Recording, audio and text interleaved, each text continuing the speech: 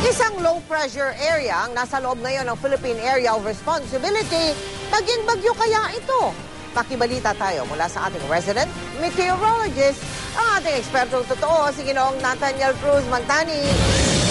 Mel, huling namataan nga ng pag-asa ang namumuong sama ng panahon dyan sa may vicinity ng Surigao City. Maliit ang posibilidad na maging bagyo ito pero magdadala ito ng katamtaman hanggang malakas na pagulan sa malaking bahagi ng ating bansa. Bukas magiging maaliwalas at maaraw dyan sa silangang bahagi ng Northern Luzon pero asahan natin yung pagulan lalong-lalo na dito sa silangan at katimugang bahagi ng Luzon kasama na yung Mindoro at Palawan at kasama na rin ang Metro Manila na kung saan ang taas ng posibilidad ng pagulan, lalong-lalo na pagdating ng tanghali.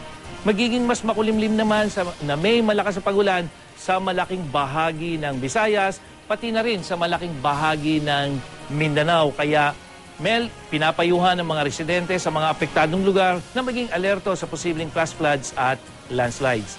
Sa Sultan Kudarat, dyan sa Maguindanao, lubog na sa baha ang ilang bahay o ang ilang barangay doon dahil sa malakas na buhos ng ulan. Di bababa sa 10 bahay ang nasira habang isang residente naman ang nasawi. Paalala rin po sa mga maglalayag at mangingisda, mag-ingat sa matataas na alon dyan sa seaboards ng Northern Luzon dahil sa epekto ng malakas na hanging amihan. At para sa karagdagang update sa ulat panahon, pwede nyo rin pong bisitahin ang GMA News weather page. Ako po si Nathaniel Cruz para sa I Am Ready, serbisyong totoo ng GMA News. Maraming salamat sa iyo, Mang Tani.